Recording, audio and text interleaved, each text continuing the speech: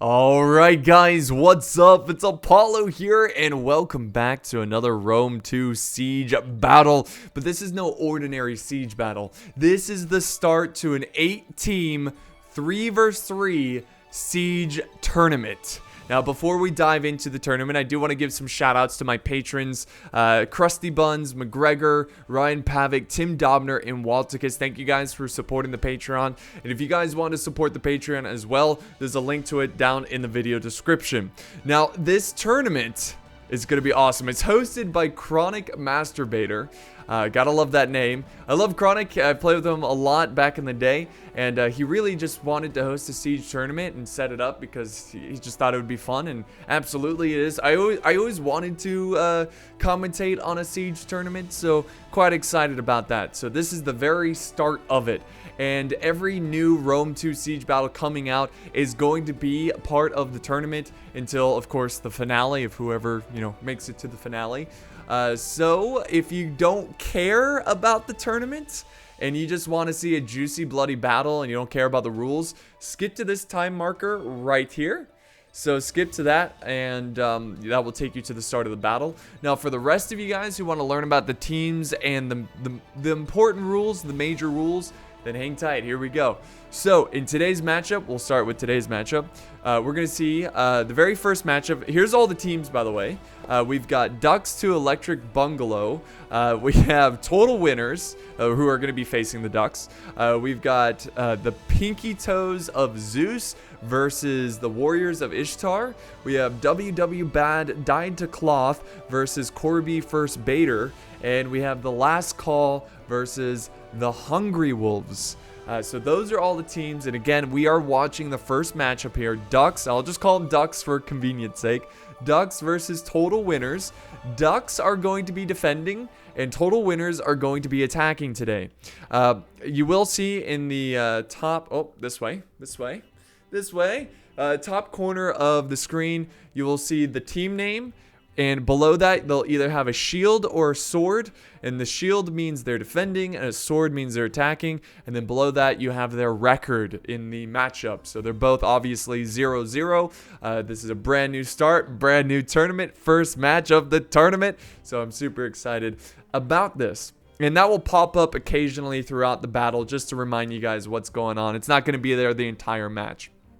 So let's dive into the rules. Well, it is a 3 vs 3 siege tournament, and there's 8 teams, single elimination. It is going to be best out of 3. And the way it's going to work, guys, because you're probably wondering, well, how do you make this fair? 3 matches, that means one team gets to defend twice. Well, they're both going to have a chance to defend. And if the series ends in 1-1, meaning they both won a match, then they will play a field battle. Now, the field battle, or the pitch battle, does not, if they win that, they don't win the series. They simply get to pick whether they defend or attack the next match. So the field battle doesn't determine the winner, but rather the winner of that pitch battle will be able to choose to defend or attack the next round. Sorry, I spit all over my mic there. So I thought that was a really good idea because I don't want a field battle determining the winner of a siege tournament. I just don't think that's a good setup, and I think, having it just as a decider to figure out, the winner gets to pick if they want to attack or defend is a cool setup, and I think it's the most fair way of doing it. So let's go over some major rules here. There's a lot of rules to this tournament, and these rules are mostly for the players, so they don't exploit the game. They make it fun and competitive and entertaining. But as a viewer, you guys don't really need to know all the rules. If you do want to know all the rules, they're posted in the announcements of the Knights of Apollo Discord. But I'm going to go over the basic rules here. So as the defenders, you cannot fall back all of your forces to the inner keep. You have to hold out here in fight, and basically I think you're only allowed, depending on the map, about 7 or 6 units to hold the inner part of the settlement. So you really got to put up a good stand on the outer parts of the settlement. Standard rules like max 5 skirmishers, max 4 cav. I think it's like max 5 pikes for the total team, if I'm not mistaken. So you can't have a lot of pikes. And those are the basic rules, guys. Again, I don't want to kind of overwhelm you with all these rules. Just know the basics, and all these players are pretty great. They're pretty awesome. So I'm excited to see how this plays out. So, and oh, don't worry guys, the webcam is not going to be here the entire time. I'm going to remove it once the battle begins. So let's go ahead and dive into this matchup again. Ducks versus Total Winners. They're both 0-0. Ducks are defending, Winners are attacking. So let's start with the attackers here. Now, let's see if Winners will stay true to their name and win this one. We'll start with this faction here that is defending the southern eastern side of the wall. Oh man, I don't know how to pronounce this. I always mispronounce this faction, but honestly, I mispronounce most names. But it's Massilia. You know what? I'm just gonna call them Desert Rome because that's basically what they are. They are kind of like a deserty faction that is heavily inspired by Rome, and you'll see these Roman units. Oh, by the way, speaking of Rome, this is a major rule too. Rome has been banned from the tournament. Rome is very powerful, and it's just really difficult to balance. So they just removed the faction from the game, or from the tournament. So you're not going to see Rome today. But these guys are like Rome, not as good as Rome, but still very solid infantry units that trained like Rome. But they're not Romans. Next up, right next to them, we have Kush. Kush standing here all high and mighty. If you get what I'm saying. But they are also very good. They have a lot of armor-piercing units. I mean, look at these guys. They're pretty tough. Another African faction. So we're going to see probably a lot of them in this tournament. I always see them in Rome, too. People like playing as Kush. And then finally, attacking the northern side of the wall, we have Egypt. Now, Egypt's a great faction because they're very diverse in what they can do. They're very defensive or they're very aggressive. So it's going to be fun to see them in action. And then finally, for the defenders, Ducks to Electric Boogaloo, which Boogaloo I believe is a style of dance. Anyways, we have Syracuse, a very, very great defending faction. We have, what's this one again? Oh no, I'm having a brain fart. Pergamon, that's it. Pergamon, Hellenistic, the very defensive Greek style warfare, very good for defense. And finally, we have Lusitani, oh geez. I'm going to go with Lusitani. They are very good at being aggressive and defensive. They got some solid units. And also, if you look back here, they've got some units in the back here. Anyways, I don't want this to be too long. I feel like I'm rambling enough. Let's dive into the beginning of this match. Ducks versus Total Winners. Who's going to take this one? Let's begin the battle. All right, here we are. Look at the sun. I thought this was a really cool shot right here with the troops and the sun right in the middle between the two palm trees. But Kush is ready to go, ready to push up. Now, in this time, hold that thought. We got a sally out here from Pergamon. Pergamon sending over some skirmish cav, and they've got some lancer cav, and they're gonna go in and try to do some damage here against Egypt. Maybe they can get them while their pants are down and try to get him by surprise. But let's see what he can do here. This is a common tactic in hitting siege towers while they're pushing up, or hitting the troops pushing the siege towers. Let's see if he turns for him. Right now, they're just going wide. The skirmish cav going deep for enemy territory. And we also have Egypt pushing up some infantry. And, this one's turning pretty sharply here. And they are going to go for it. They're going to charge the siege unit right here. Boom! Right into these thorax swordsmen. That's a really good move right there. So what they're trying to do here, at least in my professional opinion, they are trying to throw off the timing of the attackers. One thing that's really important when you're attacking these siege settlements is to have perfect timing where you're attacking together. You're trying to overwhelm the defenders together. And it seems that Pergamon is trying to do that. He's trying to slow down Egypt. Now, Egypt is by himself, relatively speaking. He's furthest away from allies. So this is a perfect opportunity to harass and try to slowly chip away and try to slow down their assault so you can focus down the other two factions before Egypt can even get to the walls. By the way, this is a tough side to attack because this is it. This is the only area you can attack. Can't attack over here because of the slums, so that's going to make it very challenging here for Egypt. Also, guys, look at this Syracuse. Syracuse also has some cav, mercenary Italian cavalry in the outskirts of the map here. And look at the elephants. Oh my God, there's a herd of elephants. That's adorable. Look at them. Run, escape this place. It's only death here. Run, you sweet elephant. All right, so let's go back this way. Let's see what Kush is doing. Kush is moving up a ramp, trying to get to the gate. The gate is opening, and Lusitoni is charging out. And oh man, this is a classic strategy too. So whenever you see enemies pushing up a ramp unsupported, sallying out one unit to stop them is going to be fantastic. And look at these. What is this? Slave infantry. So that's smart from Kush to send up slave infantry. They're cheap infantry. They're expendable. They're cannon fodder. But at the same time, you want to get that door open, the gates open. And they're going to be stopped right here by the shield warriors. It's not that big of a deal. This is a good maneuver, but I don't think it's like game changing. All you really did was slow down from being the gate being opened.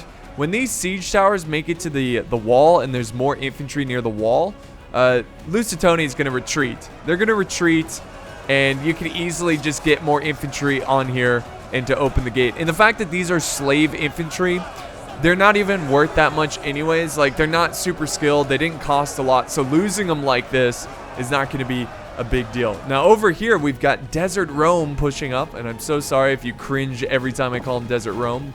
I'm doing it for your own sake, so you don't have to hear me mispronounce a name over and over and over and over. But they are pushing. They are pushing this wall. And there's really a light defense from Pergamon. There's a very light defense.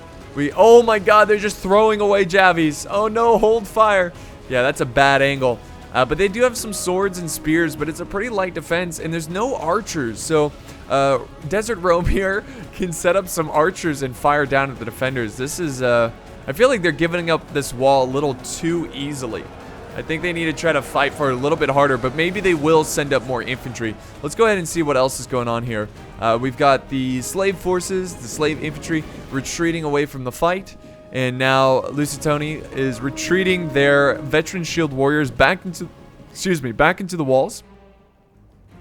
And now we have Egypt pushing forward. Oh, looks like we had a little bit of a cav engagement here with Syracuse and the mercenary cav. It doesn't seem like they killed too many. If anything, I'm seeing more dead cav than infantry. So it doesn't seem like it was too effective. And Egypt's doing a good job of maintaining his forces and not getting overwhelmed by cav. We also have, let's see, we also have the Romish faction. We have Desert Cav and Nubian riders pushing over to support their ally. I don't know what happened with the Pergamon Cav. I assume they retreated them back into the walls, but I don't see them. I don't see them on the minimap either. Very interesting. Oh, look at this. Look at this. They're going back for some more in wedge formation, charging these Thorax swordsmen. Now, correct me if I'm wrong, but isn't it better to not charge in wedge formation against infantry? You want a more of a normal formation to really get the, blunt charge against the infantry. Wedge formation is better for enemy cav. Again, I may be mistaken. Here comes another charge. So they're just trying to chip away at the Egyptian forces, but it doesn't seem like they're having that much luck. I mean, this cav unit is not the best in the game or anything like that, so they're just having a tough time. If anything, they're just distracting Egypt and making him micromanage his forces right now. Back over here this way, we're getting a juicy wall battle. It's so cool. I do like these tournaments a lot because it kind of gives the players something to play for, Other than just trying to win the battle, they're trying to win the tournament. And there's a lot at stake. So I think that's pretty cool. And, in the future, I would love to see more Total War tournaments for maybe doing like a charity fundraiser or something like that. I think that would be really cool. And as a community, we can get together and kind of, do something awesome. But that's, it's a lot of work. And that's why I don't really host tournaments, because I just don't have the time. And the fact that Chronic is hosting the Siege tournament is really awesome of them. And so far, I'm already enjoying the gameplay here by a ton. So, oh wow, look at this. They're even pushing way down over here. Got Desert Legionaries pushing against the Veterans Shield Warriors. And I think what they're trying to do here is obviously help out Kush in their assault. But this is a nice move here by the Desert Rome faction. They're doing a good job of spreading out their troops and causing chaos for the defenders right now. This is a really good position too. It's a good starting position for the attackers. Let's go back over here where Egypt is now scaling the walls as well. Oof, someone just got gutted there. Look at that. So Egypt sending in the barbarian mercenaries. Let them do the dirty work first. And they're taking on Syracuse. Now this is, I can imagine there's a lot of friendly fire. There's a lot of blue going on here. No, of course there's no actual friendly, well there is friendly fire, but when the infantry is fighting, there's no friendly fire. Or at least there shouldn't be. But this is a very intense battle between these two factions. It looks like the Galatian swordsman starting to waver here. Oh no, look at this. What happened? What happened? What was that charge? Syracuse looked like they were going to charge the rear of these thorax swordsmen, but they completely stopped there right at the last second. Oh my god. Oh, it's tragic. More Egyptians coming in. It seems that they're going to focus on this part of the wall instead of going for the gates here, which is not a bad idea. Again, this is going to be a very difficult, challenging assault for Egypt. Now we have Lusitoni sending over some forces. Guerrilla warriors still hidden. You can tell they're hidden. Well, it says it when you hover over them, but they're also crouched right now, using the tall grass to cover their movement. And maybe they're going to get a surprise attack here on the Egyptian forces. I also think we're going to see a lot of Lusitoni, which is why I need to learn how to pronounce their name correctly. Or just make sure I'm pronouncing it correctly. Kush is also scaling the walls as well. So we now have all the attacking factions scaling the walls and trying to bring down the first layer of defenses of the ducks here. Total winners charging in.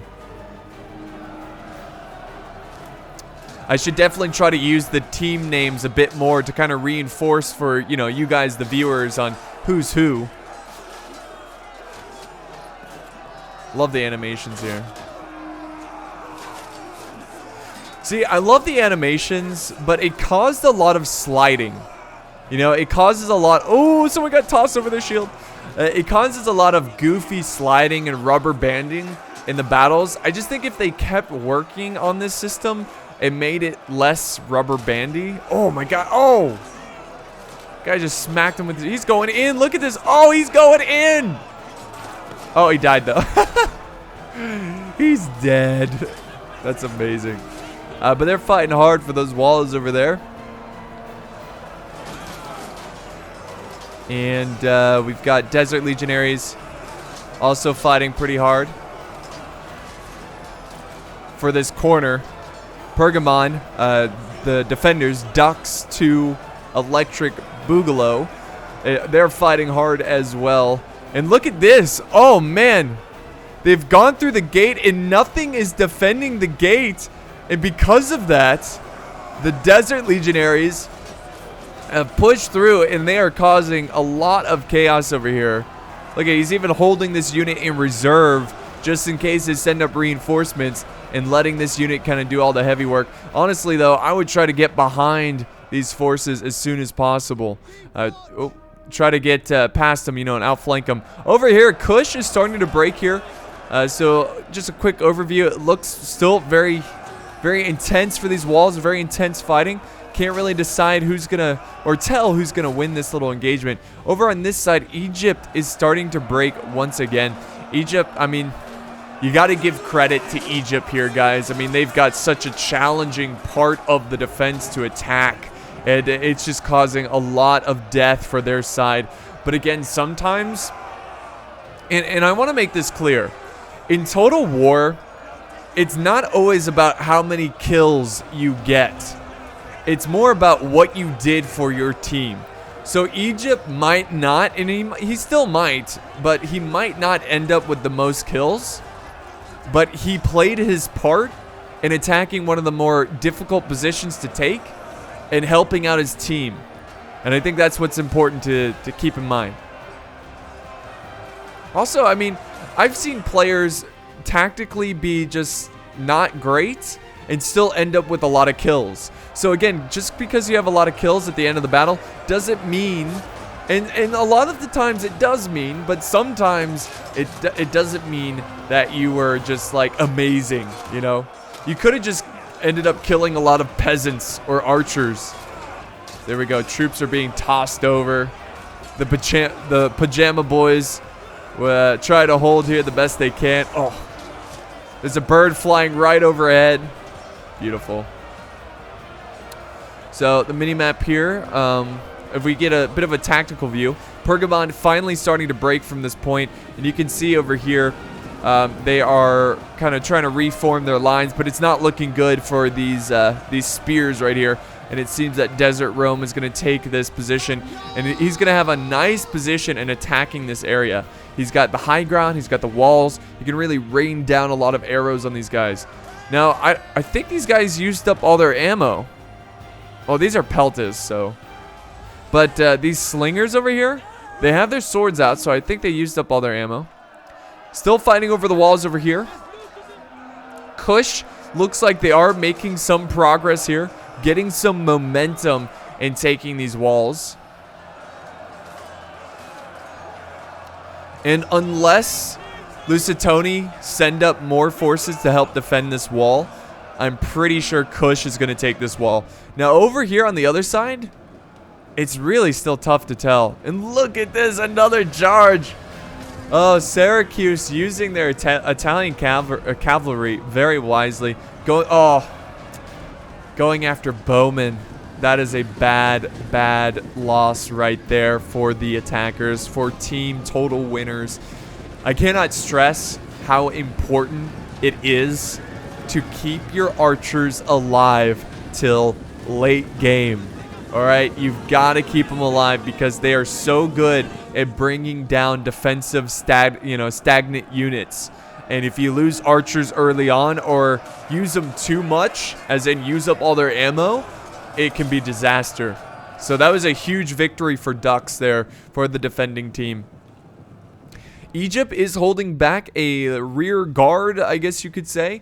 Got a lot of elite troops over here. Royal Guard, you've got the Royal Peltis. Again, any unit that has Royal or Guard in it is usually a very elite unit. Though that's not true for everything, of course. Town Guard. Town Guard not being very elite. But now we've got some Egyptians who are now attacking the streets here. They're able to come down and attack, kind of march down these stairs, but they are definitely taking a fierce force, fighting a fierce force against the, Syracuse troops. Also, the general, Syracuse general's in this this fight. But he's going to disengage, which is smart. You want to keep your generals alive. Egypt still pouring in more troops. A very nice archer positioning here. Or slinger positioning. I don't think they used their ammo yet. But just in case any Egyptians get too close, he's going to be able to lay down some suppressing fire on the Egyptian attackers. So it's very wise of Egypt to kind of attack slowly, but at the same time consistently. Now obviously you don't want to attack in waves, but at the same time you don't want to throw in too many troops at once, because you're just gonna, again, like, it's important to distract some of the defenders to defend this area. And if you just throw in all your units and they die right away, well, the defenders don't have to worry about this area anymore. So it's a good move by Egypt to kind of take his time here. Back over on this wall, Lusitoni still fighting the good fight and even causing some of Kush troops here to break. This has been a brutal stand here.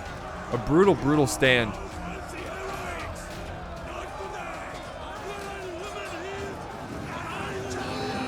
There we go. They're pushing in.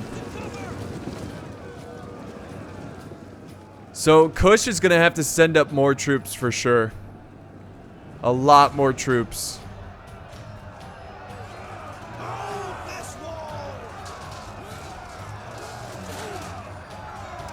Veteran shield warriors fighting the good fight against the Kush troops. Kush really try to take this wall, and it's really important that they do, but it seems like they are starting to run out of troops. I don't see any more men here for them, so they need to be cautious here, not send too many in. And but the gray Romans, on the other hand, are doing excellent. And now we have troops from Lusitania. Lusitoni? God damn it, I'm always gonna screw up their name. Now coming over to support this corner. They really don't want them to take this wall. And up, troops are moving up this way. I think he might be using this unit as a sacrifice unit, you know, to try to absorb some of the ammo, which might be the case. Lusitoni shifting up some more troops over this side. We got some Lusitoni nobles moving up. And then over here, I mean, Egypt does look like they're starting to take the walls, but they have not taken the streets. And he's going to take the gate, which is excellent. That's going to stop these arrow towers. But they might want to start moving up the archers, which it looks like he is. He's got the mercenary archers pushing up, and I'm sure he's going to send them up on the walls to fire down at the defenders.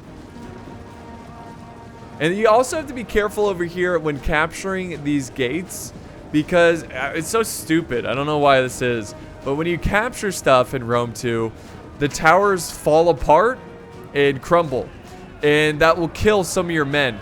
So they don't want too many troops trying to capture this. But Syracuse is not going to let them capture it so easily. They got some Samnite warriors, and I think they're also sending up some troops to fight for the wall, which is smart. Make them fight for that gate. Don't just give it to them. Very good play there.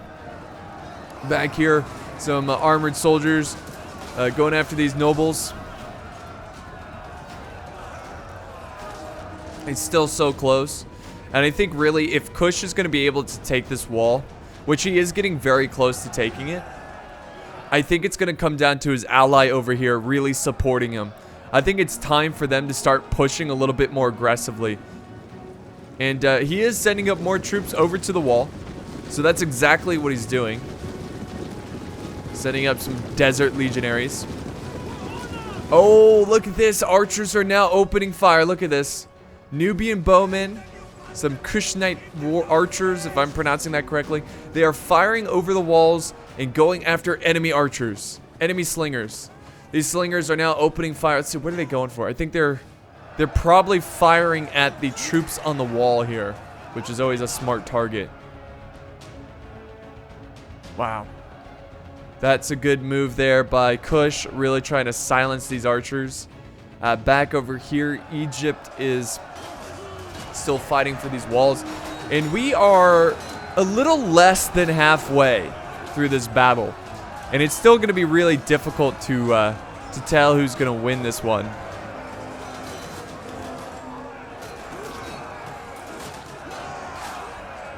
Let's check out some of the kills here of the units.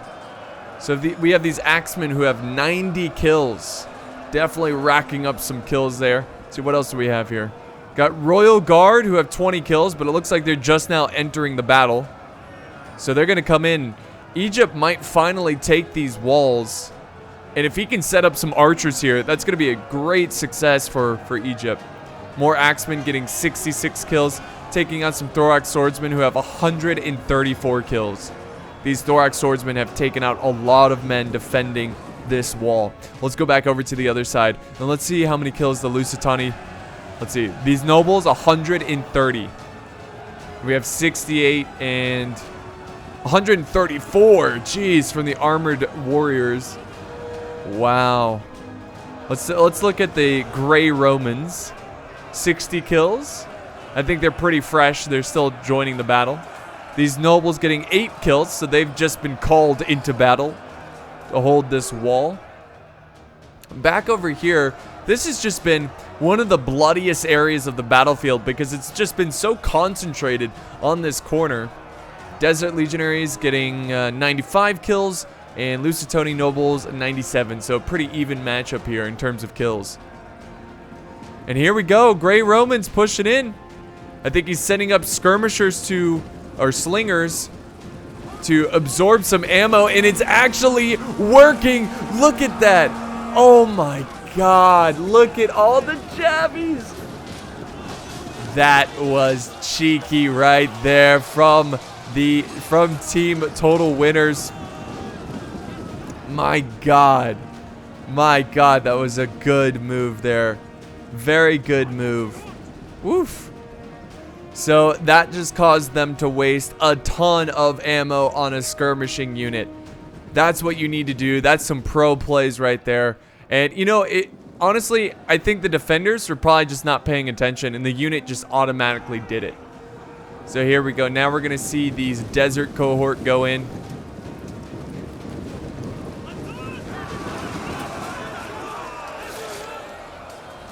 Now they're charging in over here as well. So we got the first battle in the streets, kind of. Because I know Egypt was fighting in the streets a little bit earlier, but this is like the first true battle in the streets. Far away from the walls.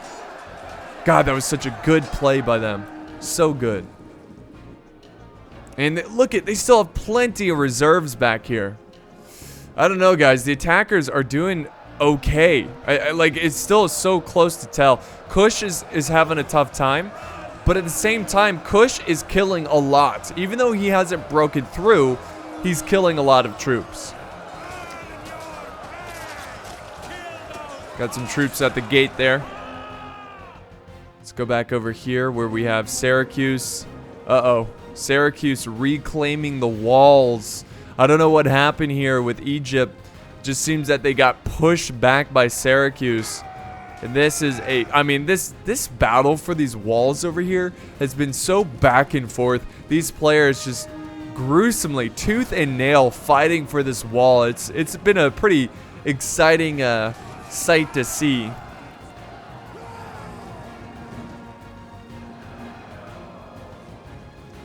Some troops are breaking though. Syracuse is at its limit. Egypt still has a decent amount of reinforcements, or reserves I should say, but so does Syracuse. So I don't know, guys. I mean, it's still going to be tough to tell who takes this one.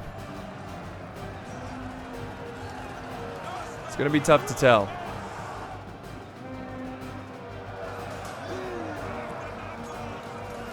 Iberian slingers holding off Desert Legion. They're running out of troops. That's what I'm seeing here. They are running out of troops. And look at this fight over here for this courtyard. This market square.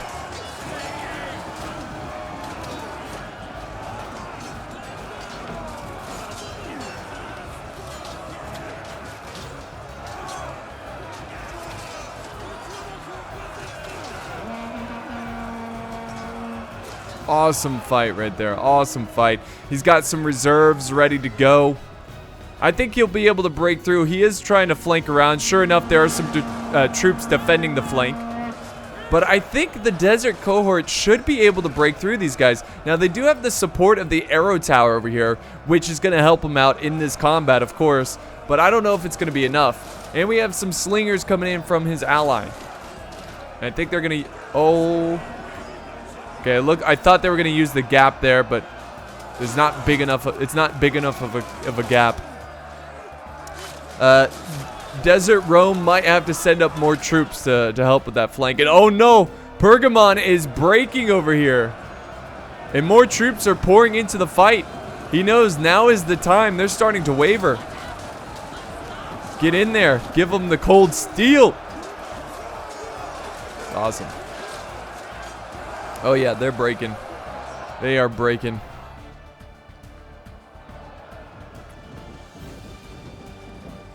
Alright, Kush has broken through this gate area a little bit. He's got some warriors. Honestly, I would try to surround this general. Try to kill the general. That would be a huge morale boost, and that would destroy their morale, of course, in-game. Oh, but look at this charge. Pergamon sending in some spears to defend against these warriors. Pergamon should be able... Oh, the arrows coming in. I don't know now. I mean, Pergamon should still be able to hold this, but those arrows are going to make it much more challenging.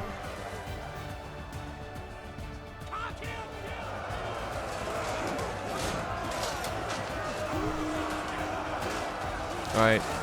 Desert cohort still fighting the good fight, slowly pushing back Pergamon. Let's see the progress over here. Ooh, desert cohort taking heavy casualties. They've killed 136 people, but the spears have only killed 51. So maybe the spears are losing this one, but if I was one of the attackers, I would send in more support to this fight, because if you win this flank, you're going to be able to get behind Pergamon and break through here much quicker. Uh-oh, one of the units breaking here. So that just shows how more dire this little engagement is. You got to break through and try to get around. You have to.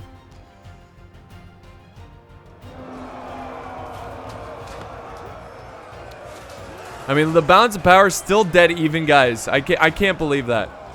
I just cannot believe that. This battle has been going on for so long, and still, we're fighting for the walls. I think that's just so cool, and that's so exciting. It's so entertaining.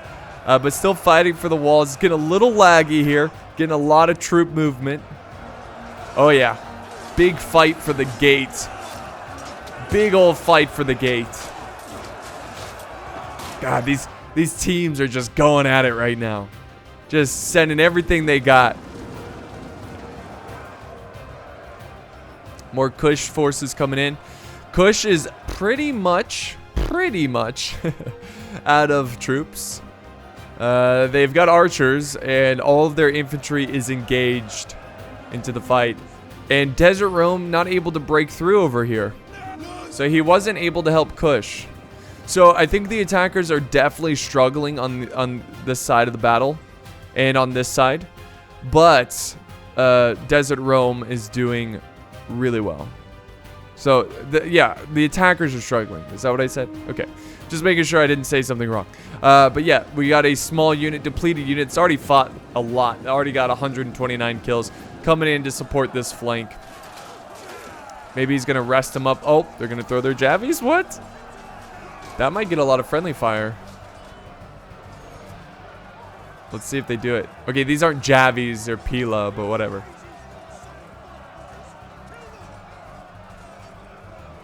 Nope, they're just going to hold.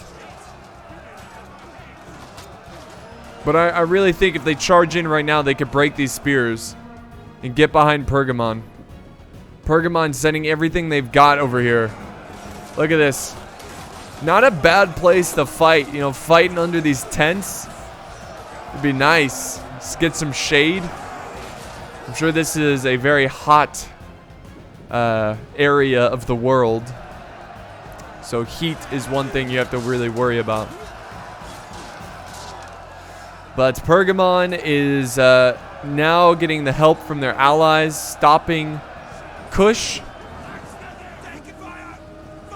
Kush is really just letting loose these arrows, trying to soften up the defenders as much as possible.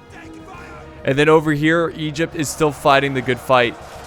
Egypt does look like they are going to win this engagement.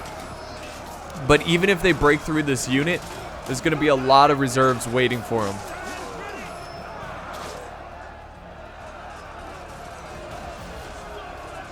Egypt looks like it's going to lose this engagement over here. And there's some wall fighting going on right now. Still fighting for the wall. Look at this.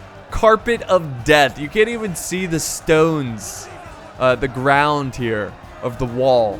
You just see bodies, bodies, bodies, and more bodies. Jesus. That's crazy. Crazy. So archers are getting into position. Pikemen moving forward. Now here's the tricky part. Here's the tricky part. When do you send reinforcements over to the other side? When do you make that call? Because Pergamon's not going to hold here much longer. They've been doing a great job, but there's just so many of the attackers that they can't hold on for too much longer.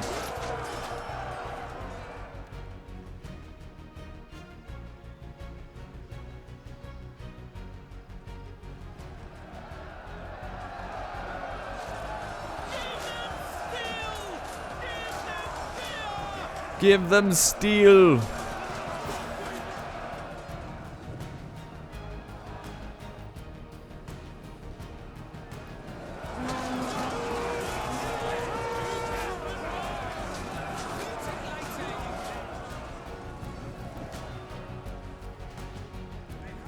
So Egypt finally using this wall against the defenders. Got some mercenary archers up here. Should be racking up a lot of kills. There's some of them cheering. They're like, yes, go team. Racking up a lot of kills on these guys. Trying to take out the pikes. Excellent target to go after. Trying to kill the pikes.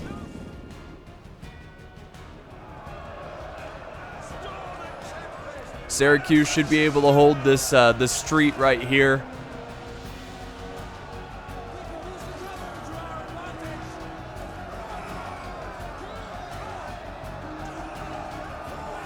And Lusitoni, you know, they still have their nobles up here fighting for these walls. And here comes the general from Kush. Are you kidding me? Oh my god. That was huge. I did not even see that coming, let alone the defenders. And that gets a huge rear charge on some picked hoplites, an elite unit there. So what he did, he must have charged through this gate, went around, and got a rear charge. And now we've got more cav, armored desert cav. Pergamon has finally cracked, and now we're seeing a floodgate open on this side of the map. My god, and Syracuse is now throwing in his generals. The generals are now duking it out. Kush is trying to get his general out of there. His ally is showing up with cav reinforcements. It's getting pretty wild, boys. Wet and wild.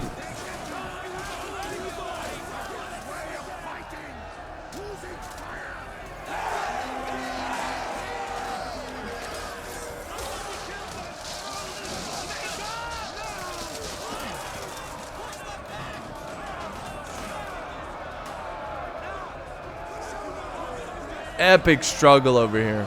Epic struggle.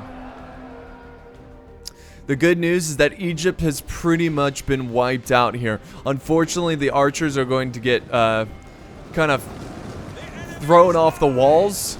Thorax swordsmen getting pushed off the or pushing off the archers.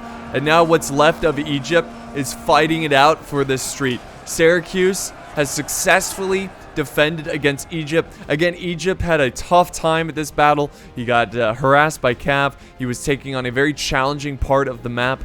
He played his part though, and he definitely racked up a lot of kills. But this battle is far from over. If you look at the balance of power, it is now in favor of the attackers. The defenders have taken many casualties, and now it's going to be up to their final stand here, which Pergamon has. He has, let's see, pikemen. Got all units of pikemen. Cheeky. He's using pikes. He saved the pikes for the final stand. Now here's the thing. Does he have enough? Does the attackers have enough ammo to shoot down those pikes? And if not, I don't think the attackers are going to take it. Now, if he does have enough ammo, I think the attackers could definitely take it. So we're going to see. So total winners charging into this last unit of spears in a square formation. They make this their last stand. Let's see if the Gray Romans, the Desert Romans here, have saved a lot of their ammo, because they're going to need it. Also, you know, being cohort, they should have Pila, which they can use against those pikes. And the pikes can't really do anything about it. There we go. Defenders kind of falling back here. I think they're going to regroup, reform, and face the Gray Romans. Balance of power kind of shifted back in favor of the defenders. I think, you know, the attackers losing some critical units at this point of the battle. You can see Lusitoni and Syracuse. The Ducks are reforming. They're forming their flying formation, and they're going to try to defend this. Now, remember, they can't fall back to the inner part of the settlement. These men have to fight in the outer works of this settlement. So that's one of the rules. Again, it's a rule to prevent defenders from just, cramming all this defending area full of units. It just wouldn't be exciting. It wouldn't be fun. Wouldn't be fair either. So I like that rule. I like it a lot. Kush now sending over some bowmen and sending over some artillery. Well, no, this is African ballista. So this is from the Gray Roman faction. So they do have some skirmishing capabilities. So they're probably going to use that to try to chip away at the pikemen. It seems that we are a bit at a slower part of the battle, guys. So I'm going to fast forward it here and get to where it gets juicy. All right, guys, welcome back. So the siege looks like it's underway once again. We did cut out a huge section of this battle. Here comes a charge from a general. Look at this. Oh, God. Oh, geez, Syracuse going in. So there was a lot of positioning and moving of troops. Nothing really fighting-wise. And it was a really good move by Syracuse. He kind of retreated his forces over here, and that's going to make the attackers make a choice. They're either going to chase down Syracuse, or they're going to have to push for the point. But the attackers only have an hour to attack. 1 hour to bring down this settlement. And if they take too much time, they lose. So they have to make a move here. Now, I don't know how much time is left. This is just 5 minutes left in the replay. I'm not sure how much time is left in terms of an hour. But finally, Syracuse is moving in. And now it looks like the attackers are just sending small depleted units to just kind of hold them back. It's not a good sight to see that Kush is sending in his archers. That means he doesn't have any archers in reserve. And for the final stand over here... Ooh, artillery just hit him. For the final stand over here, I think they're allowed a total of 7 units. So they have 2 pikemen here, 2 more here. We've got some swordsmen and another unit of swordsmen from Lusitoni. So I think that's 7, right? 1, 2, 3, 4, 5, 6. Oh, no, that's 6. 1, 2, 3, 4, 5. Yeah. Okay, so maybe they were only allowed 6 units. But yeah, this is going to be their last stand. They are trying to use their skirmishers the best they can to weaken up these pikemen. But this is going to be tough. This is going to be very, very tough.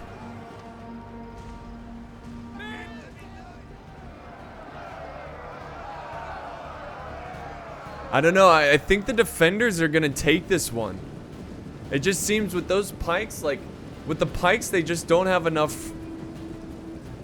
Like, the attackers, total winners, don't have enough here to bring down this defense. Now, they do have some slingers here trying to help out and bring down these pikes, but even if you bring down 1 pike unit, you've got a whole nother pike unit. And here comes a charge from Lusitoni sallying out and trying to bring the fight to... Oh, yeah. Oh, now we have artillery coming in. They're doing what they can to try to silence the skirmishing right now. Man, I would even move up the pikes. Why not? Start killing these guys. But Syracuse with still a strong force moving up the pikemen. And as time goes on, more and more of the attackers, more of total winners are losing their units, and it's looking like Ducks are going to take this one. Desert Legionaries falling back.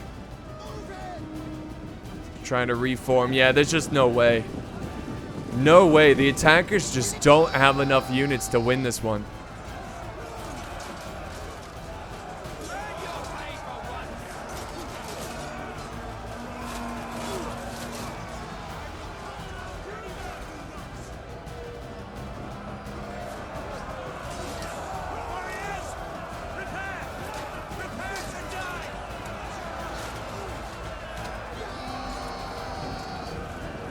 There we go, units starting to break here. Desert cohort pushing in, taking on pikes directly.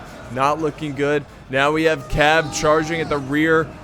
We got the general of the Gray Romans going in. And this is definitely going to be the last stand of the attackers as the tables have turned. And now they are on the defense here, getting attacked from multiple different angles. There we go. Oh, look, they're sallying out. They're feeling so confident that they are just sending out their forces.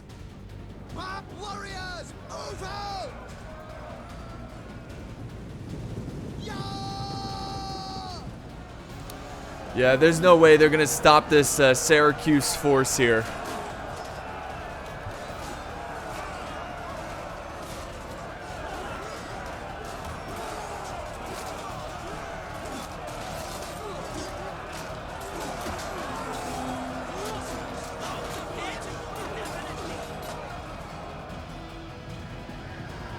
Nice little general v general charge. But it's quite clear that as soon as this general dies, it's going to be over. So I'm going to go ahead and fast forward, guys, so we can get to these results. But I won't skip through this because I'll let you see how this is going to play out. Some Syracuse troops are breaking, but again, it's just not going to be enough. And the general is about to fall for the attackers. And as soon as he does, yep, the general's breaking. Now everybody else is going to break or break soon. And it's just not going to end well for these attackers. So this is going to be the end of game 1. And that was a hell of a brawl. That was a hell of a struggle on these walls. I mean, Egypt did what they could, but Ducks to Electric Boogaloo are going to be taking the first victory here. In total, winners are not going to be winners today, but they're not quite out of the tournament yet. Of course, they still have another game to play, and if they win that one, it will go to a tiebreaker. So a costly victory for the defenders. Let's go ahead and end the replay and look at the results here. Here are all the player names too. So thank you to all who were playing here. Really good job from Syracuse getting 3,000 kills. Again, it's not always about kills, but that's an impressive number. General getting 222. Woo! Over on the attacking side, we got, of course, this faction getting the most kills. Gibson. Yeah, so I need a Massacili? I don't know. Probably not even close. But that was a good matchup there. So I'm really excited to see what total winners can do in their defense. When they are on the defense. And we're going to see what happens from there. But I hope you guys enjoyed this tournament. If you are enjoying the tournament so far, definitely leave a like, leave a comment. We greatly appreciate it. Spread the word about the tournament. And remember, guys, the next couple... I mean, I think there's going to be like 30 battles. It really just depends on how many matches the players play or the teams play. But there's going to be a lot of Rome 2 coming out soon as we cover this tournament, because I do want to cover all of the siege battles. So thank you guys so much for watching, and we will see you next time on the battlefield.